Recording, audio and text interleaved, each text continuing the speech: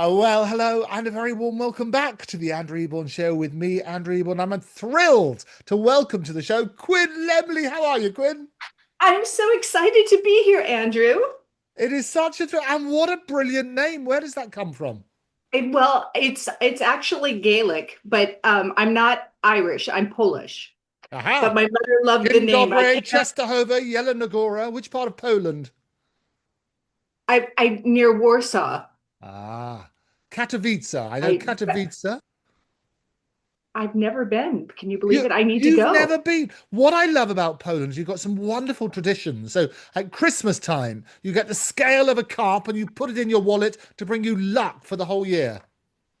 Really? Look, I don't think you're Polish at all. You nick these Gaelic names. I mean, we sing Stolat. We have certain traditions, but Well, which I traditions do you know about? Well, we always sing Stolat, Stolat for happy birthday. Nie żyje, żyje nam. That's all, and then we always, you have to give eyes when you do a toast, or else you have bad sex for 7 years. And Oh, so what God knows. happens? Yes. So do you know how many glasses we've all broken in my family? Everybody. Glorious. So you were born in Poland, No, no, I was born in America, in Indiana. right? So what's the Polish connection? Is that sort of your My parents are my there? my all of my mother's side of the family is Polish. They Okay, came. My grandparents were first generation American. okay. And what And brought then, them over? pardon? What brought them over? It was, the 19 my great grandmother came. I think that, they were having famine and that kind of thing and the war. And so they came over and Chicago is a very Polish community. So relatives were there. So it was amazing. I mean, my great grandmother was an amazing woman. It is wonderful, is that people should talk more about families. They always say you die three times, once when your last breath is out of your body, the second time when you're put into the ground, and the third time when people stop talking about you. So talking about your family is so important, isn't it? Oh, it is it's so important. And I'm just so because my great grandmother, my grandmother, and my mother were extraordinary women. So I have to keep talking about them. Yeah, absolutely. And I always find it fascinating because the influence we have as children, they always say, give me a child to the age of 7, I'll show you the man or the woman. And it's got to be true. Tell me about your childhood. It was wonderful. I grew up in Indiana. My parents were in the food and wine business, and I got to go to France when I was 8. My mom studied cooking at La Varenne and Cordon Bleu, and I have a little sister who's 8 years younger than I am, and everything was magical because my parents really encouraged creativity and music and I mean I came out of the womb singing and I started voice lessons when I was young and I would produce and put on the theater with and puppet shows and things like that. So I think I was born to be in this Oh, business. fantastic. So do you remember the first record you ever heard? First record. Oh my goodness. There were so many. The one that is my favorite was Evita with Ah, Elaine Page. And I made my debut at the Pheasantry in London for the first time last February. And Elaine was in the audience. oh, isn't that brilliant? Did you have a chance to speak with her? Oh, we had lunch in Chelsea. I can't remember it's that famous restaurant with the fireplace and the gardens and so on. And it was fancy schmancy. It was quite lovely. And it We, was a we do 3 hour. fancy smancy quite well here in I London. have to tell you, Andrew, when I was in London, I fell in love with I mean, I've been there several times, but to be there as an artist performing, it was so, the audiences were amazing and everybody I met were just fantastic. I know it's really, really good. And the Pheasantry is a fantastic place. We're going to be using that with Phoenix 360. We've been Oh, doing a few things in New York and including at the bitter end. But we're going to be oh, using the Pheasantry for various performances as well. So that would be great. Oh, that's wonderful. That's wonderful. Well, I will definitely come and see you at the bitter end, and Brilliant. hopefully I can come to the pheasantry again. Oh, that'll be wonderful. So you start out, you were singing and dancing. You loved Evita as a child. How I did you make that first step into a professional engagement? I started even as a child. I started producing events, and my cousin and we had keys to the stage at the theater in our local park, and so we'd put on shows. And then I went to Interlochen Arts Academy. I went to school in Bordeaux, France when I was 16, 17. My mom was studying enology. She got a Rotary scholarship. And so I was studying opera at the conservatory and going to a French school. Oh, And I was I learned to drive at Chateau Margaux in a Renault 5, and my mom oh, was like, how good is that? yes. So it was just so much fun. And then I came back and I went to Interlochen Arts Academy to finish high school. And then I went to NYU, and I've been in New York and working, thank goodness, as a working actress and singer and producer ever since. And you've got is that sort of multi-talented, the Swiss Army knife of the entertainment industry, where you can do everything. And do you find it helps? You can sort of have that sort of fusion. You understand it from everybody's perspective. I think so. I think so. I think in this business, you have to, whether you're in the film business or the music business, I think that, or the theater business, I think that you have to have many hats. And the one thing I learned early on is lining up at 5 a.m. at Actors Equity to sign up to hope that you get 2 minutes to sing a song or your 16 bars wasn't going to make it for me. So I thought, I need to make my own luck and make my own opportunities. And I wanted control of my destiny. Yeah, and it's so right, and I think that works on that sort of base. Having control of your own destiny and resilience is really key in this industry, isn't it?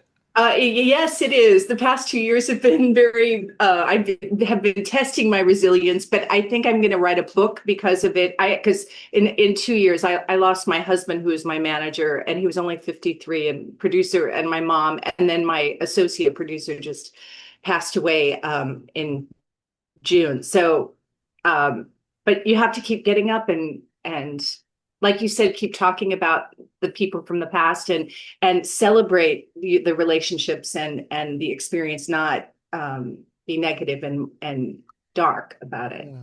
Well, I mean, you're such a positive person, and it must have been absolutely devastating losing so many people so close in such a short period of time. Many people will relate to loss. How did you cope?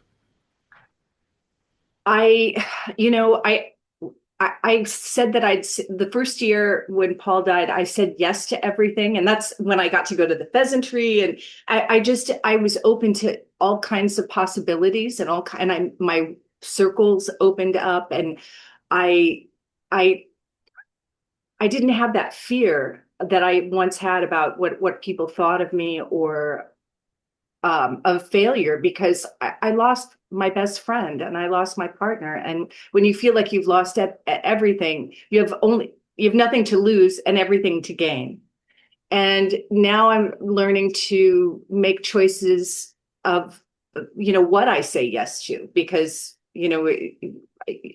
I learned a lot about who I was alone. I'm learning that, yeah, because I had never been alone before. I always had my mother, always had my husband, and then I had my best friend who was my associate producer. So I guess I'm learning about what makes me happy and what do I want, and that's interesting. And what would they want for me? How are they gently pushing me? Yes, and how do you think they are gently pushing you? Well, I am scared, and excited. I'm like, we recorded an album last year. Well, it just was released in August. It's called Rita Hayworth Revealed, and it's an 11-piece big band of my one-woman show. And I've done all the steps since February. I released six new EPKs, and got into the class of 2025 for the Recording Academy. And now we're in the first round of voting, thanks to Yay! Lena and Jimmy and Errol Rappaport, my associate producer. He at least he made it through mixing and mastering, and so now we're contending, and our ad in Billboard is coming out on Monday, and we're I'm a voting member, and so it's a really exciting time. So if anybody's listening and you're a voting member, Rita Hayworth remembered Quinn Lemley, please vote for me. I'm under best traditional pop vocal and best jazz vocal. Absolutely, it's worth voting at least once. You've got to do that. It's got to make sense. Now, Rita Hayworth plays a big part in your life. You've been called dazzling by the New York Times, bringing her to life in The Heat Is On. Why did you become obsessed with Rita Hayworth? Well, my grandmother, my Granny Lemley, my dad's mom lived behind us when I was growing up in Columbus, Indiana. And every day after school, I would run to her house. And my uncle worked for RCA, so she always had the latest in TVs and remember like eight tracks and like Of course. LPs, And so we would listen to Broadway shows and musicals and jazz and burlesque. And Eric, she just would inundate me with, and then we'd watch all the classic movies with Joan Crawford or Betty Davis and all of and we'd share the biographies and we would read them and then we'd gossip about them like these ladies, like we knew who they were, right? And they were living in this time. And so it was when I came to New York, Richie Ridge from Broadway World brought his partner, Preston Ridge, and I was doing a show off Broadway called Born to Rumba, and Yeah. they saw me. I was playing a Cuban showgirl that turned into a nun in Miami after Castro, and they said, you look like Margarita Cancino or Rita Hayworth, and I need to introduce you to Carter Inskeep, who wrote Always Patsy Cline, and so we collaborated on this show called The Heat Is On. And then I put it away. We won all these awards. And years later, I met my husband and Paul Horton, and he is a manager and a producer and an agent. And he's like, why are you limiting it to the songs of her life? It needs to be the soundtrack of her life, the golden age of Hollywood, and put it with an 11-piece big band. And then next thing I know, I'm touring big performing arts centers all over the country. Yeah, and it's fascinating, isn't it? I mean, it's such an iconic figure, though, and obviously the weight of responsibility for playing Rita. What's the secret to making audience feel as though Rita's in the room? Well, I did a lot of, I mean, I watched everything, I mean, I read everything and watched everything. And I went to the library and read because, and then you have to let it go and you have to channel the character. You can't, I didn't want it to be like a drag queen or an impersonation. I wanted it to be an embodiment. And I think Carter and our idea was like, who's Margarita Cancino and who's Rita Hayworth and and then who am I as the artist? My hopes and dreams are very similar to Rita. She wanted to be loved and she was ambitious and she had, she wanted to be famous and she was a very hard worker and all of those things. And then the way, she had so many disappointments and darkness in her life too. And so you have to use your own life to put into those things that maybe when I was younger, I didn't understand as much as I understand now. So it's more interesting playing her now as a more mature woman than when I was younger. Yeah, and it is interesting. I have a lot of very famous people on the Andrew Eborn Show, and we always I talk know about you do. lots of exciting stuff, and it's all glorious. But what I love about it though is that people are all the same. They have the same troubles and tribulations, and I always find it very helpful when people in public I talk about that. If you prick me, do I not bleed? If you tickle me, do I not laugh? And Right. people get inspiration. It's comforting to hear Yeah. that others are coping with these situations. And as you say, Rita was a very rounded individual. What was the most surprising thing you found out about her in your research? I think the Me Too movement and her feminism in a very appropriate for that period point of view. When she divorced Ali Khan, she fought for Princess Yasmin to have equal inheritance. And that it was a very public and very awful divorce. And she walked away with nothing. was one of, she married the richest man in the world, and she spent all of her money and walked away with nothing. But she wouldn't give up because she believed in her daughter so much and fought for her. And then she had such a uh, turbulent relationship with Harry Cohn, who was the head of Columbia Pictures, and he was so denigrating to women and so on. And she really vowed not to sleep with him, and it was like, oh, she was his biggest star and created Columbia, and he wanted her, and so he did everything to control her. And she rose above it, and she was at the studio until she did Pal Joey for all those years, and really thrived in spite of the fact that it was so turbulent, and male dominated by this mogul. And so I think her resilience and her strength and her femininity, but it wasn't really a time where it was like a Betty Davis or a Joan Crawford. I told you no wire hangers, or don't mess with me, fellas. She wasn't like that. She was always feminine and beautiful and vivacious and fiery.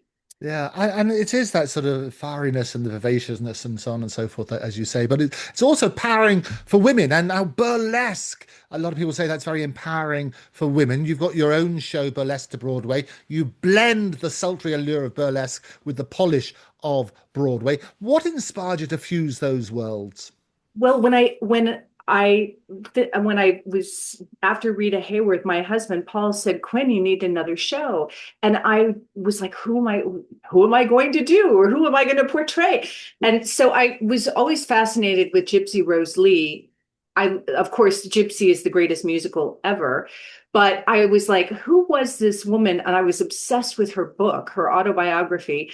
And I was like, here's a woman who made it through the Great Depression. She wasn't really beautiful. She couldn't sing. She couldn't dance. She couldn't act, but she was a brilliant writer, and she was a great mind. And I was like, what was her act like? We never really see, all we see is Natalie Wood, or whoever's on Broadway doing it, or the West End. I'm sorry, it's more fancy. But so I started reading everything about her, but then I didn't really like her character. She actually was more monstrous than Mama Rose. But in doing that, I started reading about all of the people in vaudeville, and all these women like Mae West and Sophie Tucker and Ruth Etting. They all paved the way for the Chers or the Lady Gagas, or all of the great entertainers we have today, because they created careers and personas for themselves. Sally Rand, I mean, to create the fan dance. And she was one of the highest paid dancers, and she danced naked with that fan into her 70s. So, it was their creativity and their minds. And then Mae West she didn't make it in Hollywood until the 30s. Yeah. She wrote her plays, she directed, produced, and then she became the biggest real estate mogul in Hollywood. So these women really shifted culture as we know it, going from vaudeville to burlesque to Broadway and then beyond, which is variety and Beyonce now, the fantasy of it all, but it's all a nod back to the ingenuity of these incredible women. Absolutely. And No, you've got to do it absolutely, and history is punctuated with incredible, powerful women, and it's so important. Just as you talked about your own family, that you keep remembering them and the challenging times they faced, because it's been a very misogynistic industry for many years, and it's great to have people who are talking out about it, and finding powerful women in particular is great. Now, as a writer and producer, you've also brought to life tributes like Rebel, The Many Lives of David Bowie, and the Ultimate Queen celebration. What's the most unexpected challenge you faced reimagining these legendary artists? well, the first thing was when Paul turned to me and asked me, he said, could you put together, the first project was the Rebel, The Many Lives of David Bowie. And I mean, it's one thing to do your own shows, right? And to know who you are on stage. And I have to tell you, Andrew, I was growing up, my mother did not. I listened to Gregorian chants, Broadway show tunes, Barbara Streisand, and opera. I was not allowed to listen to rock and roll. And my mom was like, it's mind poison, it's mind pollution. And so I didn't have like that 70s and 80s classic rock background, and that my husband lived in that world. And he's like, I want you to direct and put together this David Bowie show. And I was like, other than fame, I don't know anything about it. So because I was illiterate, he's like, but you're the perfect person. You're a showgirl, you're a cabaret artist, you play in major theaters. Why not? He's bigger than life. He's like, think of his character. So I read everything I could about David Bowie and just immersed myself. And he believed that there are different times in our lives where we play different people. We're many people. So I imagined a concert with three experiences. So you have the Ziggy Stardust Right. concert, you have the Thin White Duke, you have the iconic Bowie. And so they're like little pastiches of each of these concerts. But I start with his final performance at the Fashion Award, where he sang Life on Mars, a la Frank Sinatra with the grand piano. And he's wearing, has the bruised eye, and nobody knew he had cancer at that time. And so we start with that in the lower key with the iconic Bowie, and then Ziggy comes out through smoke and haze, and then we start the thing. And what's so funny is the audiences will spend 2 hours in the theater with three different artists, and I don't even ask them. I have them move like in Bowie-esque moves, but I'm not asking them to impersonate him, because I didn't want it to be an impersonation show. I wanted it to be about the music and the spirit of David Bowie. And it's not until the end, when we reprise Life on Mars, that they're all together, and the Right. audience goes, "Oh, I thought it was one person." It's so funny, but it's fast paced, and it's just all about the music and the performance and the musicians. Yeah, and So it's a fascinating story. I had the pleasure of going to the very first Ziggy Fest here in London. A friend of ours owns a restaurant which is on Heddon Street, where they had that iconic picture of David Bowie, and they had some of his band members there and celebrating. But it was that sort of wonderful creative talent where he was the brilliant chameleon in the same way as sort of Madonna keeps it reinventing herself, yeah, a new era. Is that how you see yourself? Because you're doing so much different aspects of the entertainment industry. Are you a chameleon? I'm wearing different hats, but yeah, I'm always the glamour girl, but I love the business of show, and I love sequins, feathers, and fans, but more important than that, I would say I'm a communicator and a connector. That's the touching people is the most important thing, and connecting like we're doing now, We Andrew. love connecting. It's all going to I be good. know. And you've had some incredible moments in the spotlight. You've done Good Morning America. You've done Oprah. You were a finalist on Shark Tank. Which of those experiences surprised you, and did you enjoy it, or was it a bit too traumatic?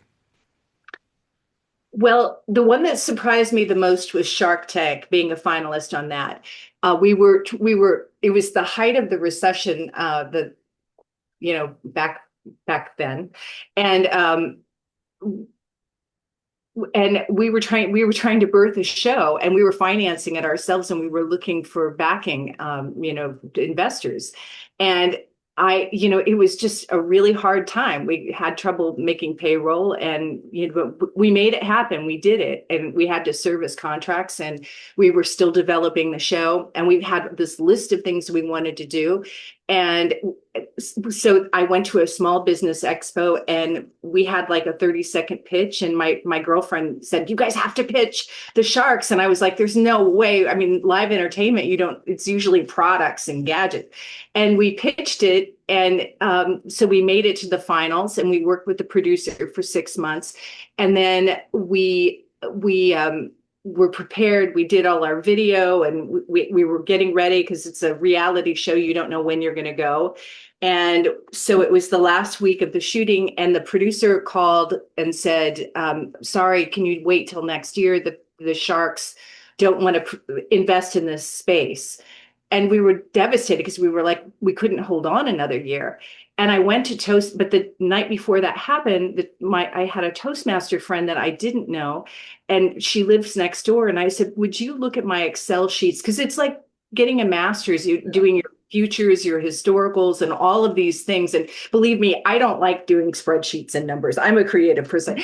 But I did it. And she came over and saw them. So we practiced our pitch on her. And so I told her the next day that they had called, and she said, well, if they don't want to do it, I'll be your investor. And she became the best co-producer ever because so we got more than what we were asking for the Sharks. And we did everything that we wanted to do. Everything. We expanded the show, we recorded, we went to conferences, we new costumes, I mean, it was just so exciting. And so I think the biggest lesson I learned is follow your dreams and you never know who you're sitting next Oh, to. you're absolutely, and it's an industry which is so dependent on contacts. And you're Mhm. right, while one door closes, another one opens, and just keep trying those doors has got to be the right sort of way of doing it. And Gotta talking ring them about bells. absolutely, ring those bells. Absolutely. One other thing, I mean, you mentioned about Toastmasters. I mean, you're a distinguished Toastmaster yourself and assistant dean for Speaker University at the National Speakers Association, New York City chapter. You coach performers and speakers. What's the best advice you give to them each time? To be authentic and to connect. It's you don't have to be perfect. It's better to be authentic and to connect and to resonate with the audience versus being so polished and having that wall against in front of an audience. To let the audience in. Yeah, and it is key, isn't it? It is about that authenticity and that connection because so often, and we've all seen it, we've seen a lot of very seasoned performers who go out night after night doing the same old gig, and you realize they're just going through the motions and they're not connecting with their audience anymore. Yes, I know. I saw Rex Harrison in My Fair Lady when I was little. I mean, Right. obviously, and I watched that movie so many times, and I just was so in love with him. But he had been doing that role for so long, he was just walking through it, and I was like, oh, Mom, this just isn't, it wasn't what I expected. Yeah, and it's very sad. I mean, there's a lot of very, very famous people still doing the rounds, still earning zillions, but they seem bored. And if they're bored, the audience get bored, don't they? Yes, yes. But I would like to be earning zillions. No, but the great thing because you keep reinventing yourself, and this is what I love about it. If you're not just performing the same each time, but there is that connection with the audience, that's what makes it fresh. That's what makes it different. I think so. And I think being able to tell the truth about your experiences too is cathartic. I know, like, if I hadn't had like a year of bookings after Paul died, I mean, that was my therapy in terms of, Yeah. getting on stage and being able to channel my grief through, not to pour it onto the audience, but be able to, laugh and cry through the music and through the monologues. It was very cathartic. Oh, it does, and it's a wonderful emotional journey. You take the audience with you with that. Now, a lot of people we've had on the show, you sort of turn around and say, well, when you come off stage, you get that initial buzz, you get the adrenaline's going. It's fantastic. You've had wonderful feedback from the audience. There's then a downtime. Mhm. How do you cope with that? Well, when I'm performing in New York, even when I was at the Pheasantry, we would go out, you go to Joe Allen's or you have an event or something afterwards, so that it's not like a big crash and burn. But since I was in residency, several times a month, that was sustainable. If I was doing 8 shows a week, I couldn't do that. But you just keep getting up and keep promoting and keep practicing. And, I still practice every day, I mean, so that it's what you do in your alone time that keeps you buoyant. So Yeah, that, so you don't suffer from depression? well, of course I do. I mean, everyone does, but I try to keep busy, and I try to surround myself with people that are moving and going places and continuing the celebration. Yeah, and I think it's always that people always have this joke cloak, if you like, that and so often it's such a troubled sort of souls in between that sort of side. For people watching this, well, what advice would you give them when they themselves have the sort of black dog and they feel down? Move your body, move your body, because I mean, that's the only thing I know how to do, what to do, because you try to get your your depressed state, think about how you're standing, how you're sitting, how and watch your language. These were some really important things for me. Like when Paul died, the fact that I can't, or I'm afraid, or whatever, I was like, yes, I'll do it, I'll try it, or okay, I stepped into the fear, and I also watched my self-talk a lot. And It's here's hard. I mean, I'm not saying I did it perfectly or I'm doing it perfectly, but it's a challenge. But as long as I catch myself, I'm okay. Yeah, and I think it's so important, as I say, it's so important that we talk about these things. I mean, if you break a leg, then people come and sign the cast, you make a joke about it or whatever. If Right? you suffer from mental health issues, then there's sort of stigma about it. And I want us to be the generation that talks about these issues, so the next generation doesn't suffer the stigma. Yes, when I think about my grandparents, or the people that came out of, World War II, or Vietnam or Korea, my uncles, nobody talked about what they saw over there, or what they were going through emotionally. And so I think a lot of people gambled, or they drank, or they were abusive. I mean, of that generation. But they weren't open about their experiences. And I think that we need to be open about what we're going through. I mean, I'm not gonna lie, I mean, it's been a very challenging 2 years with all this loss, but I keep my rituals. I mean, I meditate, I exercise, I practice, and now I'm really careful about who I surround myself with. You can't just you want to be with like-minded people that make you better. Yeah, no, I'm absolutely great advice. Three last quick questions, then. Your proudest moment? My proudest moment was when we rewrote and redid Rita Hayworth, The Heat Is On, and debuted it at BB King's in New York City. And I had just met Paul, and I had fallen in love with him, and nobody knew.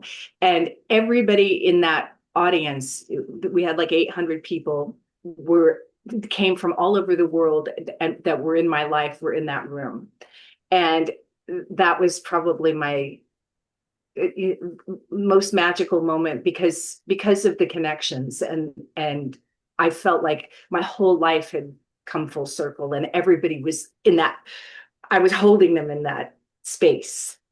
Biggest regret? My biggest regret, being featured when I was in my 20s, my biggest regret would be saying no to a Playboy spread and an article about I thought it was going to hurt my music. And I think now I'm like, gosh, I mean, I should have celebrated my body and my femininity and everything, and not been so afraid. And, I was a little girl from Indiana that was afraid. How did it come about? Who asked you? I don't even remember. It was a while ago. So I think I had my first album come out, Sirens of the Silver Screen, and I was doing a lot of TV, and, I was doing press. And so it came through my press agent. And I was like, oh, it'll ruin my career. I want to be serious. And now you're like, you just say yes to everything, right? And you think about how powerful Playboy was back then, and it was classy, then at that Would, time. would you would you do it now?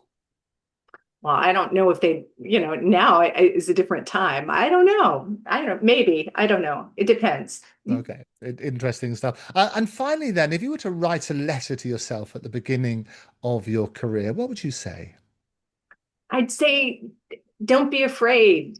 Say yes. I have to say that to myself now, Andrew. I mean, I have to keep saying yes, even though it makes you afraid, or how, like, there are experiences you have, and then you get that adrenaline or that cortisone in your body, and you're like, oh no. Or if somebody says, oh, will you get up and sing this song, and you don't know what key, and you don't know the song, just try, or just do it without the orchestration and without all the preparation. Yeah, absolutely. Quinn Lemley, it's been an absolute delight having you on the Andrew Eborn Show. Thank you very much for joining me. Oh, Andrew, thank you so much for having me. Hi, I'm Quinn Lemley, live on the Andrew Eborn Show. Please subscribe now.